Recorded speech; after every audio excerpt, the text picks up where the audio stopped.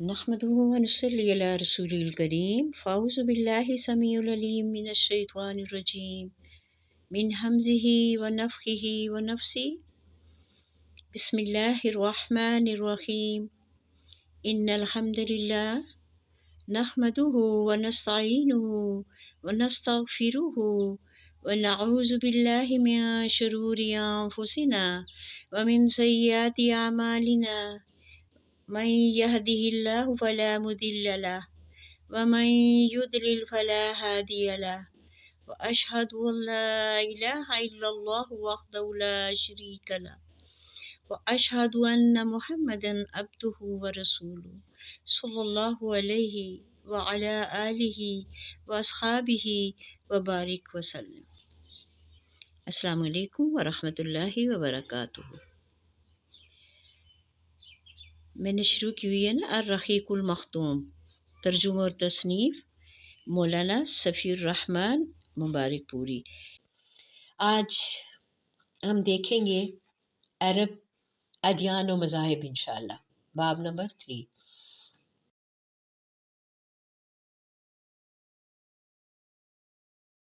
رب اشرح لی صدری ویسر لی امری واحلل عقدۃ من لسانی یفقہوا قولی. ربنا زدنا علما اللہم فقہنا فی الدین اللہم ارنا الحق حقا وارزقنا اتباعہ وارنا الباطل باطلا وارزقنا اجتنابہ. آمین ثم آمین یا رب العالمین. عام باشندگان عرب حضرت اسماعیل علیہ السلام کی دعوت و تبلیغ کے نتیجے میں دین ابراہیمی کے پیرو تھی، اس لیے صرف اللہ کی عبادت کرتے تھے اور توحید پر کاربند تھے. لیکن وقت گزرنے کے ساتھ ساتھ انہوں نے خدائی درس و نصیحت کا ایک حصہ بھلا دیا.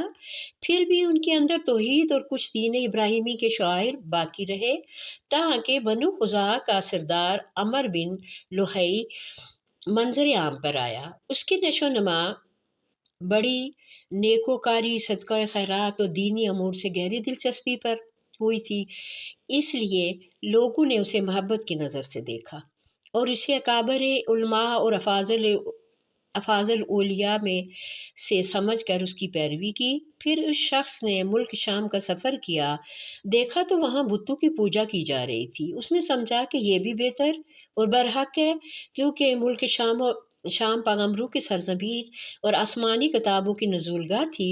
چنانچہ وہ اپنے ساتھ حبل بت بھی لے آیا اور اسے خانہ کعبہ کے اندر نصب کر دیا اور اہل مکہ کو اللہ کے ساتھ شرک کی دعوت دی. اہل مکہ نے اس پر لبیک کہا. اس کے بعد بہت جلد باشندگان حجاز بھی اہل مکہ کے نقش قدم پر چل پڑے، کیونکہ وہ بیت اللہ کے والی اور حرم کے باشندے تھے. اس طرح عرب میں بت پرستی کا آغاز ہوا.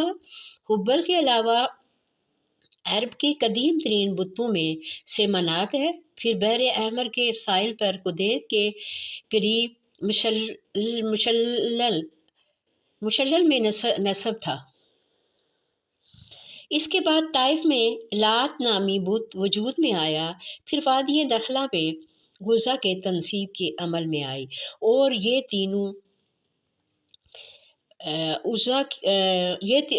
تینوں عرب کے سب سے بڑے بت تھے. اس کے بعد حجاز کے ہر خطے میں شرک کی کثرت اور بتوں کی بھرمار ہو گئی. کہا جاتا ہے کہ ایک جن عمر بن لحئی کے تابع تھا. اس نے بتلایا کہ قوم نوح کے بت یعنی ود، سوا، یعوس، یعوق اور نصر جدہ میں مدفون ہیں. اس اطلاع پر عمر بن لحئی جدہ گیا اور ان بتوں کو کھود نکالا. پھر انہیں تہامہ لایا اور جب حج کا زمانہ آیا تو انہیں مختلف قبائل کے حوالے کیا.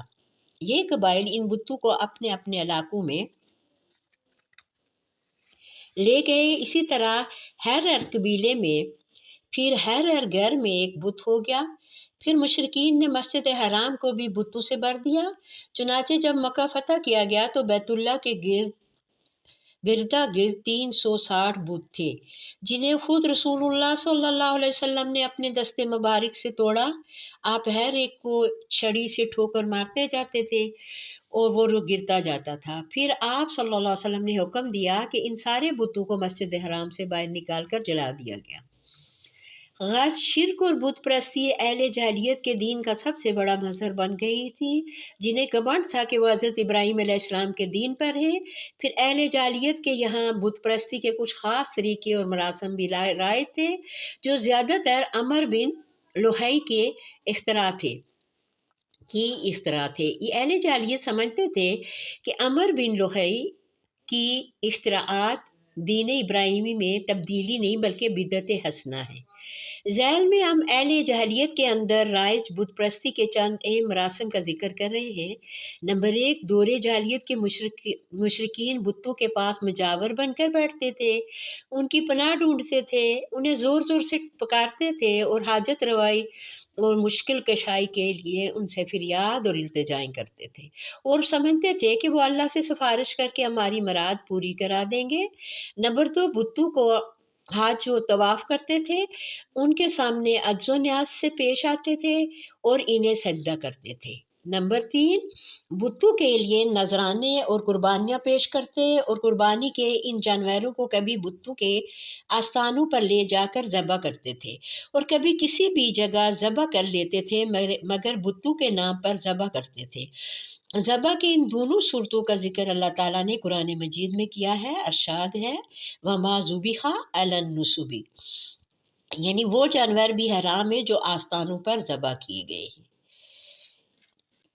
دوسری جگہ ارشاد فرمایا کہ وَلَا تَأْكُلُوا مِمَّا لَمْ يُذْكَرِ اسْمُ اللَّهِ عَلَيْهِ، یعنی اس جانور کا گوشت مت کھاؤ جس پر اللہ کا نام نہ لیا گیا ہو۔ یہ سورہ المائدہ کی آیت ہے، سورہ نمبر 5 ہے نا، جو ذُبِحَ عَلَى النُّصُب میں نے پڑھی تھی وہ۔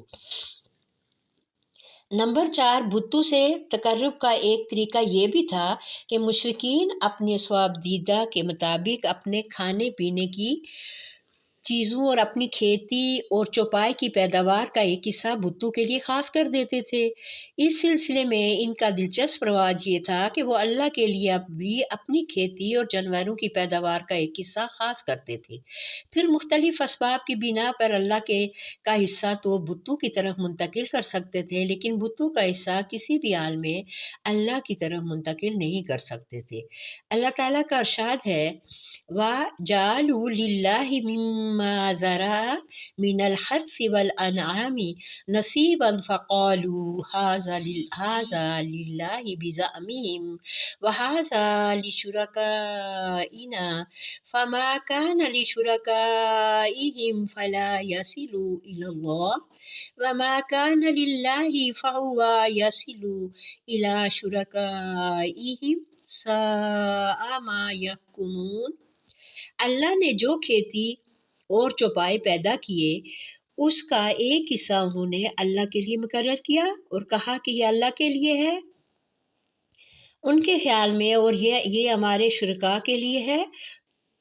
تو جو ان کے شرکاء کے لیے ہوتا ہے وہ تو اللہ تک نہیں پہنچتا، مگر جو اللہ کے لیے ہوتا ہے وہ ان کے شرکاء تک پہنچ جاتا ہے۔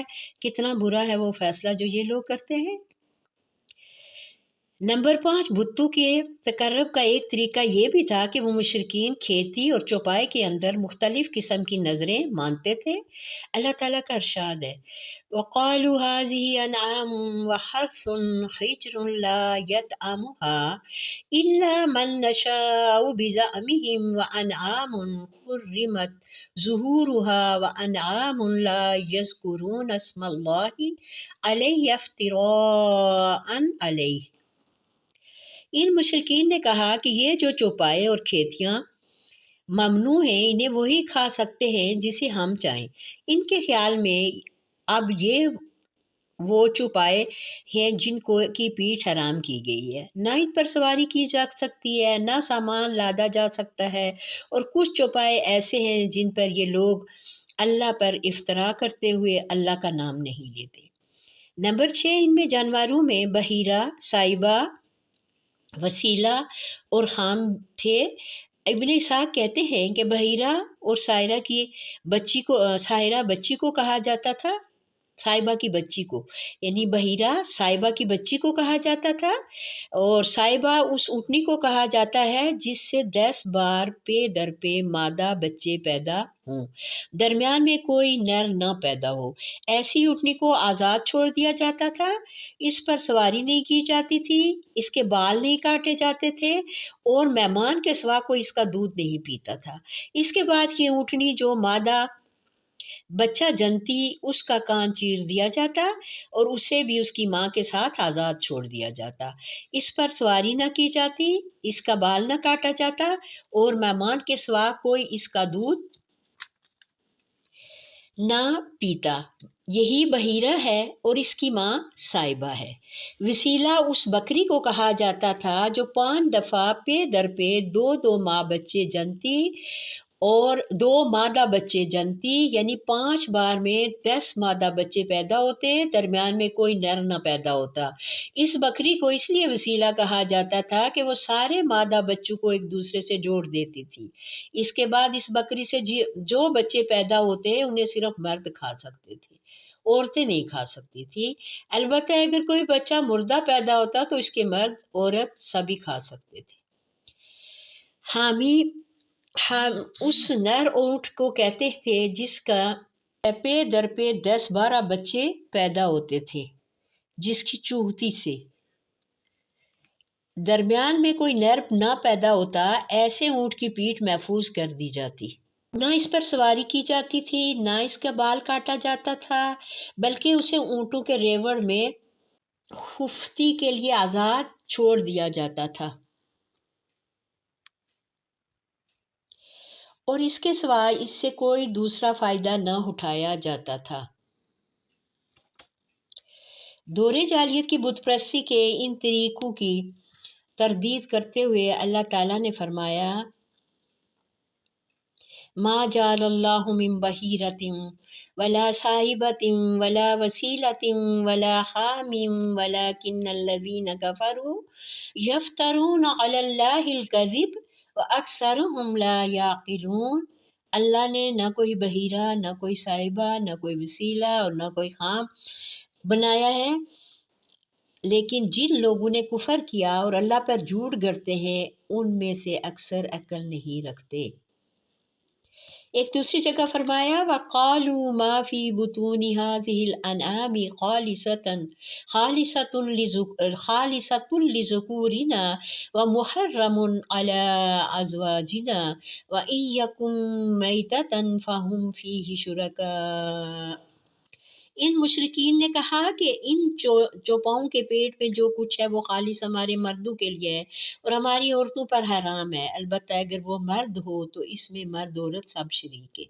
चौपाइयों की मज़कूरा अक़साम यानी बहीरा, साहिबा वगैरह के कुछ दूसरे मतलब भी बयान किए गए हैं जो इब्न इसाक के मज़कूरा तफसीर से कदरे मुख्तलिफ हैं। हज़रत सईद बिन मुसैयब रहमहुल्लाह का बयान है कि ये जानवर इनके ताक़ुतों के लिए थे, और सही बुखारी में मरफ़ूअन मरवी है कि उमर बिन लुहई पहला शख्स है जिसने बुतों के नाम पर जानवर छोड़े। अरब अपने बुतों के साथ ये सब कुछ इस अकीदे के साथ करते थे कि ये बुत उन्हें अल्लाह के करीब कर देंगे और अल्लाह के हुज़ूर उनकी सिफारिश कर देंगे। चुनाचे कुरान मजीद में बताया गया है कि ये मुशरिकीन कहते थे, मा नअबुदुहुम इल्ला लियुक़र्रिबूना इलल्लाहि ज़ुल्फ़ा, हम उनकी इबादत महज इसलिए कर रहे हैं कि वो हमें अल्लाह के करीब कर दें। व यअबुदून मिन दूनिल्लाहि मा ला यदुर्रुहुम वला यंफ़उहुम व यक़ूलून हाउलाहि शुफ़ाउना इंदल्लाह। ये मुशरिकीन अल्लाह के सिवा उनकी इबादत करते हैं जो इन्हें न नफ़ा पहुँचा सकते हैं न नुकसान, और कहते हैं कि ये अल्लाह के पास हमारे सिफारिशी हैं। मुशरिकीन अरब अज़लाम यानी फाल के तीर भी इस्तेमाल करते थे। अज़लाम ज़लम की जमा है और ज़लम उस तीर को कहते हैं जिसमें पर ना लगे हों। फालगिरी के लिए इस्तेमाल होने वाले ये तीर 3 किस्म के होते हैं। एक वो जिन पर सिर्फ ہاں یا نہیں لکھا ہوتا تھا۔ اس قسم کے تیر سفر اور نکاح وغیرہ جیسے کاموں کے لیے استعمال کیے جاتے تھے۔ اگر فعل میں ہاں نکلتا تو مطلوبہ کام کر ڈالا جاتا، اگر نہیں نکلتا تو سال بھر کے لیے ملتوی کر دیا جاتا اور آئندہ پھر فعل نکالی جاتی۔ فعال کے تیروں کی دوسری قسم وہ تھی جن پر پانی اور دیت وغیرہ درج ہوتے تھے، اور تیسری قسم وہ تھی جس پر یہ درج ہوتا تھا کہ تم میں سے یا تمہارے علاوہ سے ہے یا ملحق ہے۔ ان تیروں کا مصرف یہ تھا کہ جب کسی کے نصب میں شبہ ہوتا تو وہ اسے 100 اونٹوں سمیت حبل کے پاس لے جاتے، اونٹوں کو تیر والے مہانت کے حوالے کرتے اور تمام تیروں کو ایک ساتھ ملا کر گھماتا، جھنجھوڑتا، پھر ایک تیر نکالتا۔ اب اگر یہ نکلتا کہ تم میں سے ہے تو وہ ان کے قبیلے کا ایک معزز فرد قرار پاتا، اور اگر یہ برآمد ہوتا کہ تمہارے غیر سے ہے تو حلیف کے قرار پاتا، اور اگر یہ نکلتا کہ ملحق ہے تو ان کے اندر اپنی حیثیت برقرار رہتا ہے، نہ قبیلے کا فرد مانا جاتا نہ حلیف۔ اس سے ملتا جلتا ایک رواج مشرکین میں جوا کھیلنے اور جوئے کے تیر استعمال کرنے کا تھا۔ اس تیر کی نشاندہی پر وہ جوئے کو اونٹ ذبح کر کے اس کا گوشت بانٹتے تھے۔ مشرکین عرب کاہنوں، حرافوں اور نجومیوں کی خبروں پر بھی ایمان رکھتے تھے۔ کاہن اسے کہتے جو آنے والے واقعات کی پیشگوئی کرے اور راز آئے سربستہ سے واقفیت کا دعوے دار ہو۔ بعض کاہنوں کا یہ بھی دعویٰ تھا کہ ایک جن ان کے تابع ہے جو انہیں خبریں پہنچاتا رہتا ہے، اور بعض کاہن کہتے ہیں کہ انہیں ایسا فہم عطا کیا گیا ہے جس کے ذریعے وہ غیب کا پتہ لگا لیتے ہیں۔ نعوذ باللہ۔ بعض اس بات کے مدعی تھے کہ جو آدمی ان سے کوئی بات پوچھنے آتا ہے اس کے قول و فعل سے یا اس کی حالت سے کچھ مقدمات اور اسباب کے ذریعے وہ جائے واردات کا پتہ لگا لیتے ہیں۔ اس قسم کے آدمی کو عراف کہا جاتا ہے، مثلا وہ شخص جو چوری کی جگہ اور گم شدہ جانور وغیرہ کا پتہ ٹھکانہ بتاتا۔ نجومی اسے کہتے ہیں کہ جو تاروں پر غور کر کے ان کی رفتار و اوقات کا حساب لگا کر پتہ لگاتا ہے کہ دنیا میں آئندہ کیا حالات و واقعات پیش آئیں گے۔ ان نجومیوں کی خبروں کو ماننا اور حقیقت تاروں پر ایمان لانا ہے، اور تاروں پر ایمان لانے کی ایک صورت یہ بھی تھی کہ مشرکین عرب نچھتروں پر ایمان رکھتے تھے اور کہتے تھے کہ ہم پر فلاں فلاں نچھتر سے بارش ہوئی ہے۔ مشرکین میں بدشگونی کا بھی رواج تھا، اسے عرب میں تیرا کہتے ہیں۔ اس کی صورت یہ تھی کہ مشرکین کسی چڑیا یا ہرن کے پاس جا کر اسے بگاتے تھے، پھر اگر وہ دانے جانب بھاگتا تو اسے اچھائی اور کامیابی کی علامت سمجھ کر اپنا کام کر گزرتے، اور اگر بائیں جانب بھاگتا تو اسے نحوست کی علامت سمجھ کر اپنے کام سے باز رہتے۔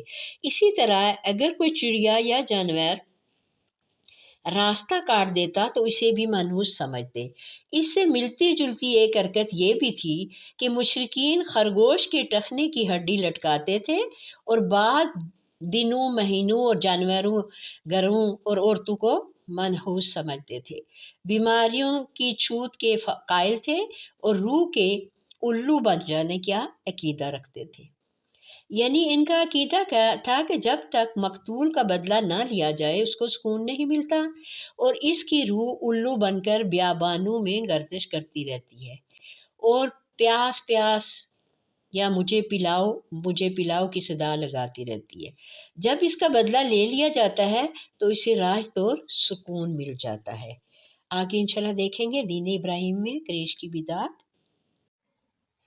وآخر دعوانا ان الحمد للہ رب العالمین۔ السلام علیکم ورحمۃ اللہ وبرکاتہ۔ سبحانک اللہم وبحمدک نشہد ان لا الہ الا انت نستغفرک ونتوب الیک۔ صلی اللہ تعالی علی خیر خلقہ محمد وعلى آله وأصحابه وأجمعين برحمتك يا أرحم الراحمين آمين ثم آمين يا رب العالمين.